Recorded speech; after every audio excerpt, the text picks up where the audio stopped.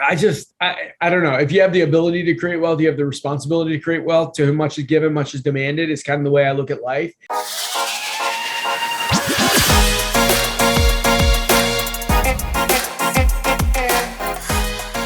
Hello and welcome to episode 98 of the Smart Agents Podcast. My name is Michael Walter and I'll be your host. In today's episode, we are joined by real estate expert and host of the Uncommon Real Estate Podcast, Chris Craddock. Based in the Washington, D.C. area, Chris brings in close to $10 million in revenue each year through his various companies. And throughout our conversation, we touch on everything from building partnerships with investors, turning the listings investors miss out on into listings of your own, and using your real estate knowledge to invest in your own future. Now, before we get on to the day's featured interview, make sure to subscribe to the Smart Agents Podcast. You can find the show on all major podcasting platforms such as Apple Podcasts, Google Podcasts, Spotify, and now Amazon Music. Also, if you or someone else on your team has an awesome story or a tip to share to our community, send us a message at feedback@smartagents.com.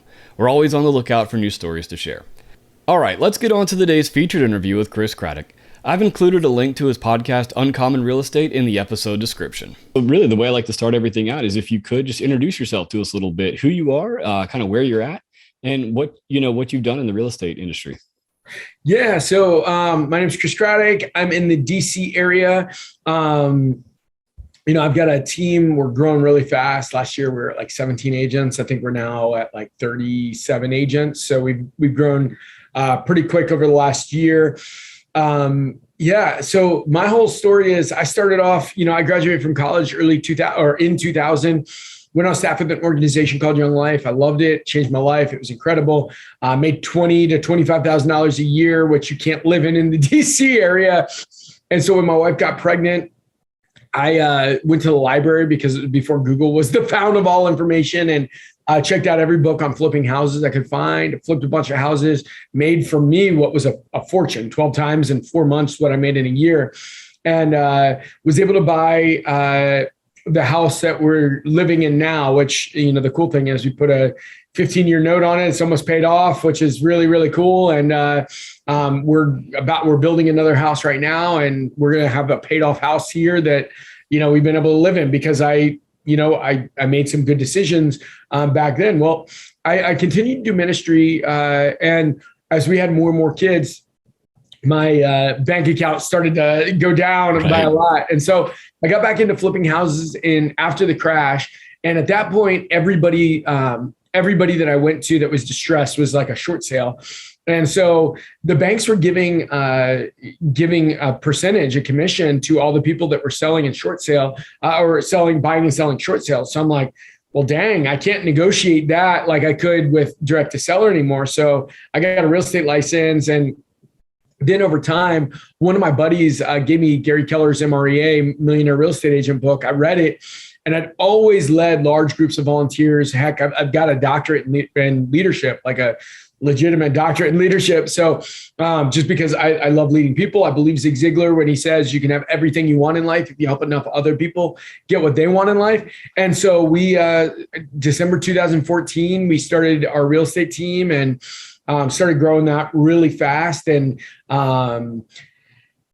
we hopefully on and off market this year, hopefully we'll do about 300 million in volume and about 700 transactions. I've got other 13 streams of income, which include title and hard money lending, insurance, construction, legal shield, my EXP, like there's 13 streams of income. So 13 ways I get paid, in life. So it's really, really cool. That's my 5-minute story. Sorry, I rambled too long. No, it's awesome. Yeah. And, so obviously our audience is real estate agents and brokers themselves. So, hearing that success and seeing what, you're doing is fantastic. And what was it that really kind of turned you, you decided, rather than, when you were flipping, to kind of start getting bigger and scaling things to where you started your own brokerage? Yeah. So I'll tell you, it's less about the whole flipping. Like for me, I don't know. If you have the ability to create wealth, you have the responsibility to create wealth. To whom much is given, much is demanded. It's kind of the way I look at life. And so, why do it small if you can do it big, right? And so so that's the whole thing. Plus, I'm a massive extrovert, which shocker, you probably can't tell that, but I'm a massive extrovert. I love to be with people and I love to do stuff with people. So when I started my team, I actually would have made a lot more money, if I would have done it on my own at the beginning. Now I look at it and I'm like, I could never have the lifestyle I have, nor make even a fraction of the net income that I make if I were to be the one doing this stuff myself. So that was the cool thing. I mean, it took a while where I just said, I'd rather do this with people and make less money. But now that, that mentality has turned into making a whole heck of a lot more money than I could ever make on my own. Right. What's your, within your brokerage, what's your main focus, or is you kind of have people doing a little bit of everything? Well, a little bit of everything. So not everything, but a little bit of a number of things. So just under 50% of our business is repeat and referral business. And then we also partner with a lot of investors that are buying leads to flip and wholesale. And we send them referral fees for the deals that they can't flip or wholesale. And that's, I teach that in my training. I have a coaching business as well. And that's what I teach other people how to do is find these listings, because that's the golden goose right now. That is where people are. Listings make babies. And so that's what everybody is trying to figure out is, how do I get more listings? And these investors are literally throwing away their listing leads every month, because, they want retail for it. And so, so we partner there. And then, like I said, listings make babies, open houses, just marketing the listings that you have. You get lots of responses from buyers that are looking for properties. And then when you tell buyers, hey, we can get you off market deals, then they come back to you and say, okay, these are the people I want to work with. These aren't Uber drivers just opening doors. These are people that find me things I can't find on my own. Right. And, you're talking about those, those those leads that these investors are throwing away. Definitely want to talk about that in a moment. But, talking about building those relationships with the investors to where you have that great relationship where you're getting these leads and, you're building these pipelines for yourself. How have you gone about, creating these relationships? Yeah. So, I mean, the tough thing is they are always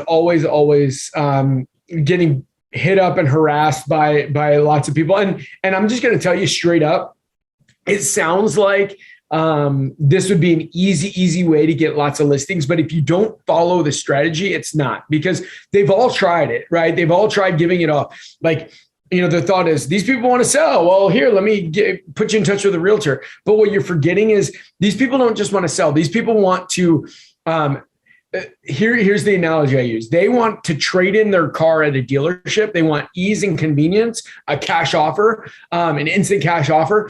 And so you think, okay, that's great. Well, then you as a realtor come in and you are the equivalent of Craigslist. Let's get your house ready to have people come in, test drive your car, all of the other things on that front, which does not work. It doesn't work, right? Because their brother's uncle is a termite inspector and a real estate agent, right? Like that is the deal. So you have to have a process that you go through, and you have to show these. I mean, if you can show the investor, like the investor that my team partners with, we'll send them probably just over $60,000 this month in referral fees. So if you can say to them, hey, we can show you how you can make a serious amount of money on this, like deals that you're throwing money away on, we can show you how we have a process that works and it's proven to do this, then a lot of times the investors will actually start listening. But most of the time they're like, yeah, you're just like everybody else. And I've tried this, it doesn't work, and it doesn't work because you say, hey,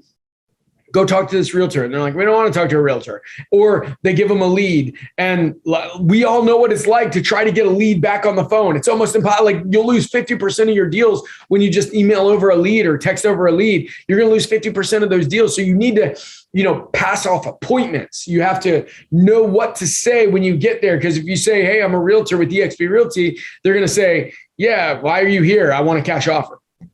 Right. Yeah. There's a lot of that upfront prove it. You have to be ready for when, so when you're working with these investors, you talk about in that process, how much of, what you're doing is on that front end and really kind of being able to prepare, hey, I have something ready for you right now. We can sign on it.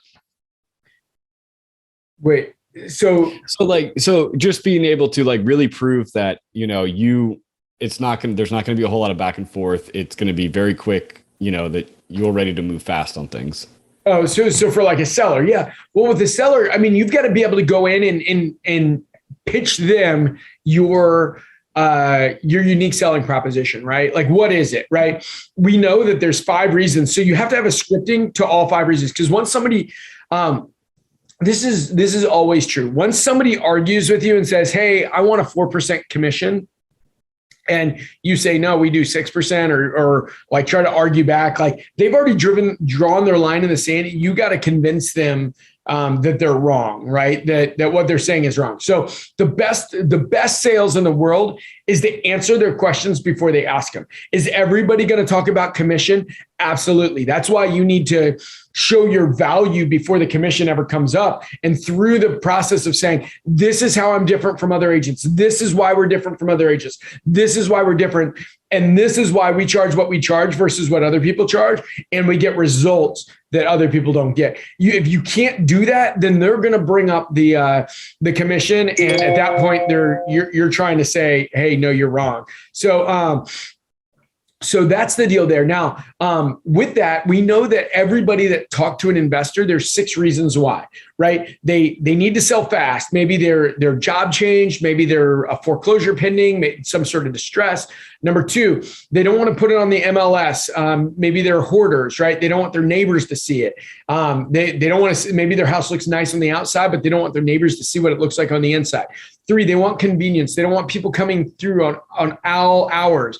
4, they think their house is too jacked up to put on the MLS. 5, they're upset about, like, they don't want to pay agent commission, right? They say, I want to save commission. Or number 6, maybe they're absentee landlords and they're just tired, or it's an estate or something where they have a property they don't want anymore. And so those are the 6 reasons. And if you know and you can find out what those 6 reasons are, they all have the same script if it's one of those 6. And then, I love following political history. I think Ronald Reagan was the best when it comes to negotiating. I think Bill Clinton was the best when it came to staying on message, right? And so 2 opposite sides of the spectrum politically, right? But like what Bill Clinton would always say is, keep it simple, stupid. Like it's the economy, stupid. It's the economy, stupid. That was his whole message, right? And so for us, we need to figure out what they care about, which one of those 6 or ones of those 6, and the whole time, we're just only talking about solving that 1 or 2 problems of the 6 for them. And then they don't draw that line in the sand because you're talking about a different model. You're not just, the second you sound like a real estate agent, they'll sniff you out as a real estate agent and they're going to talk to their friend or their uncle or their whoever. Right. And now kind of moving to this, this idea of the dead leads and these leads that these investors are throwing away. Where are you finding that? What are some of these leads that you're finding that are being just tossed off to the side? I mean, just all of it. So the way we describe a lead, a good solid lead, is somebody that raises their hand and says, I want to sell, and I want to sell in the next 6 months, right?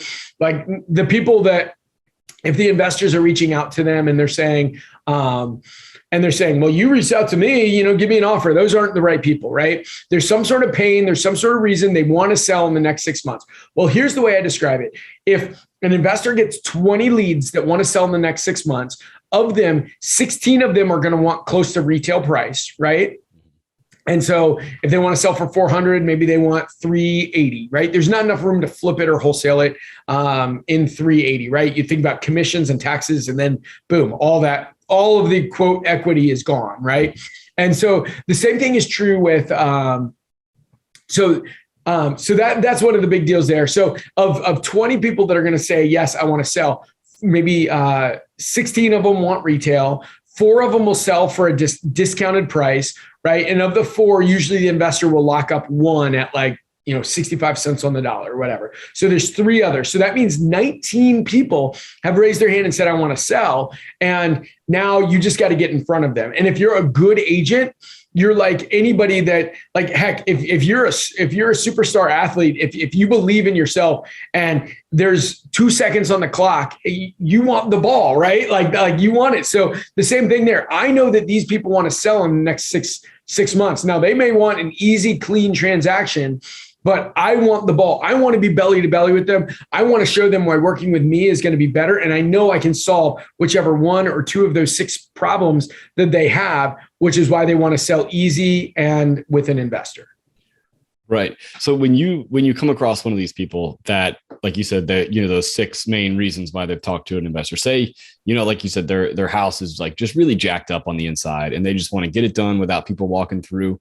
As the agent, what are you doing to come in and kind of ease that, kind of address that pain point and say, hey, we can handle this? Yeah. So what I would just say is one of the first things I do is I come in, and if I know that that's the issue, I find the most gnarly, nasty home inspection I've had in the last few years, and I print it out, right? I know everybody loves to say paper, but I'm telling you, print it out. It needs to be heavy and big. And one of the things I do, I grab my computer bag right here. I grab this computer bag and I put it in there. And then I literally pull this like 130 page report out and I hand it to them and I say, look, if you want to sell the house on the market, obviously there's a lot of stuff that needs to be done. You're probably going to get a home inspection report that looks like this. And I hand it to them. And I'm telling you, they pick it up like my, 15-year-old's like nasty underwear, after you've been playing sport, 2 fingers, don't want to touch it, right? They see it and the horror in their eyes, the amount of effort and work it's going to take to get that done. And then we say, but here's the deal. Because this is something we specialize in. This is something we do. Of the last 70 properties we've sold, only one of them sold like this. Only one of them has had any home inspection items that the seller has needed to do. So we are going to be able to, this is what we negotiate. This is what we do. This is what we do well. And we're going to be able to negotiate so that you will not have to do all the work in a report like this. Or you can go on the market like everybody else and get a report like this and have to hire a contractor and go through, like painstakingly fix every single little problem that is going on in your house. Right. So again, I think, it's coming back to that, proving it on the front of that you've handled these situations before. Right. And for you agents that have never done it, that's where you just got to say, and that's part of what we do with our partnership with everybody. When I joined EXP, I decided to start partnering with agents across the country and giving away my coaching for free to people that we partner with, so that like I have a number of partner agents and they're able to just say, our organization has done, and then they can use my numbers as their numbers. Right. So that's one of the ways we do it there. Otherwise, you gotta find a way to position yourself as an expert. And that's, great book, by the way, Positioning, which is, all about marketing, which I know you guys do. So like, how do you position yourself so that people see you in that position? Like you are the expert, you know how to handle this, you know how to solve these problems. Right. Talking about your coaching, what was it that, obviously you said your background, in leadership and everything really, I'd imagine is a big part of this, but, getting into real estate and making having the success that you're doing and now sharing all that with everybody. What was it that really kind of made you want to do that? Yeah. I've always loved to coach and help. Heck, I was a pastor for almost 15 years. If I can help people, I love doing it. I coached high school soccer and high school golf for years and years and years. Just helping people is one of the things that I love to do. I look at my business at this point and I no longer am meeting with people in the house. My clients have become my agents and my partner agents. And so that's the cool thing is I get to see people whose lives are legitimately changed as they learn how to do business at a higher level. They make more money. And then for me personally, this is something that's not really germane to our conversation, but I'm going to say it because I always say it, is I think real estate agents need to learn how to make more money and then take that money, and you literally would get arrested if you worked on Wall Street to do what we can do in the real estate market. You have insider trading, insider information that you are allowed to use in real estate. Buy your own properties, buy your own real estate. Every great deal that's hit the MLS has slipped through the fingers of a real estate agent, and create wealth. And wealth is defined as when your money works harder than you do. So that's my whole thing, is get really good at real estate, make a lot of money, build wealth, and then you have the freedom to continue working if you want, or just have passive income come in, and you can literally sit on a beach in Tahiti if you want to. I mean, I'm way too high energy and I like to work way too much for that. But that's the difference between being poor and being wealthy. Poor people have very few options, and even the ones they do kind of stink. Wealthy people just have their options are just bigger. Right. And that's something I've talked to a lot of folks on the show is about, that, investing in yourself, using that knowledge that you have all the inside knowledge, what listings, are out there, what deals can be done. And so knowing when to, start investing in your own properties. That's right. 100%. Yeah. I mean, invest in coaching for yourself and invest in your own stuff. I spend 10% of my income, which is well over six figures, on personal coaching, masterminds, development, like things that'll help me think bigger, right? People will speak into my world and, kind of kick my butt a little bit, one of my coaches is literally a former Marine and literally just kicks my butt. And let's be honest, we're all great salespeople. We can sell ourselves on our own BS, right? Like, we need somebody that sees through it and says, Craddock, that's BS. I need that. We all need that. Right. And so when you're bringing on people into your team, how are you, especially for, some of the newer folks that, that maybe don't have the capital to do that kind of stuff on their own right out of the gate? How are you, what are you doing to build them up to start, getting in that mindset?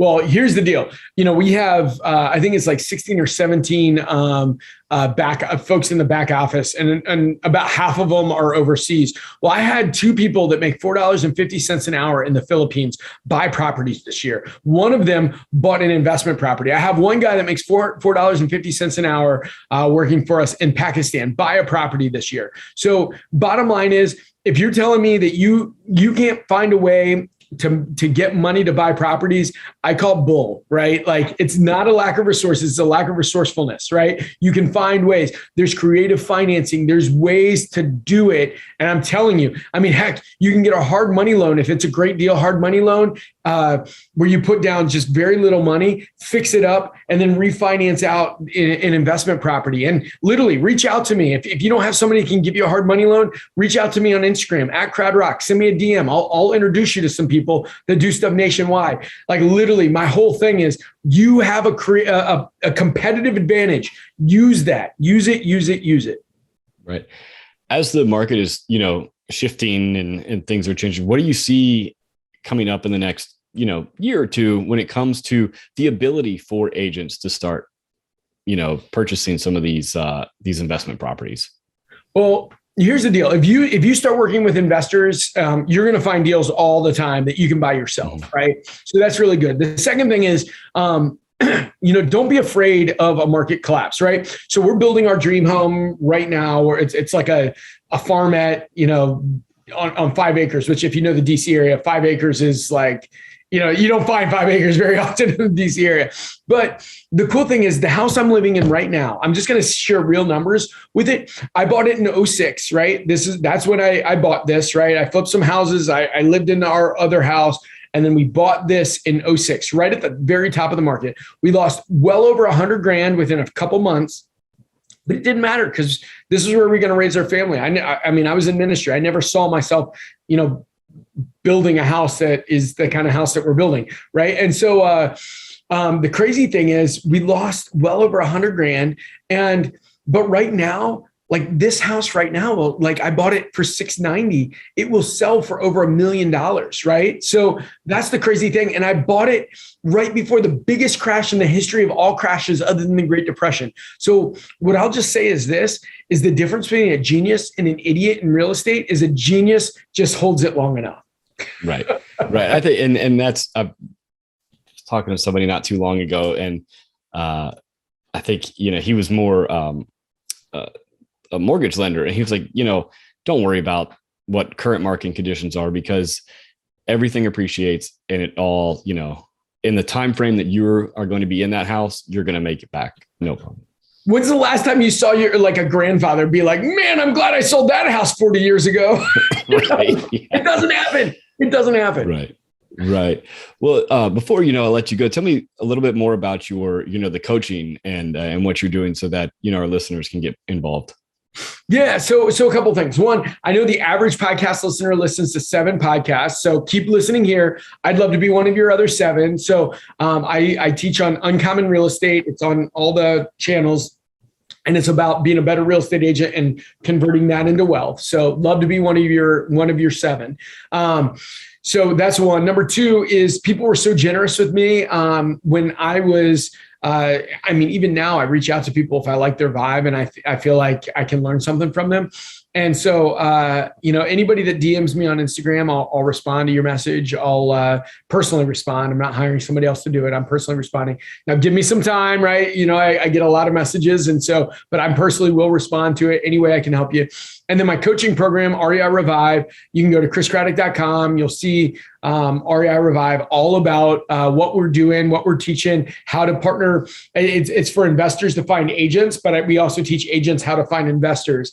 And then, so you can either, pay for the coaching program, which I believe is $6,500 for all the modules and 90 days of group coaching. Or if you're interested in partnering with us, which is just coming over to EXP and then getting all of our stuff in that, if you're interested in partnering with us, then we give you the modules and you get, all of the, group coaching forever, with us. And, obviously you become my business partner. So I'm invested in your success.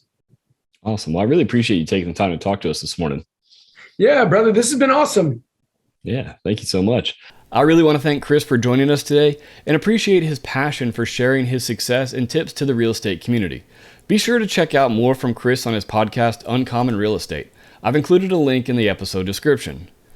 So once again, if you think you or someone else on your team has an awesome story or tip to share with our community, send us a message at feedback@smartagents.com.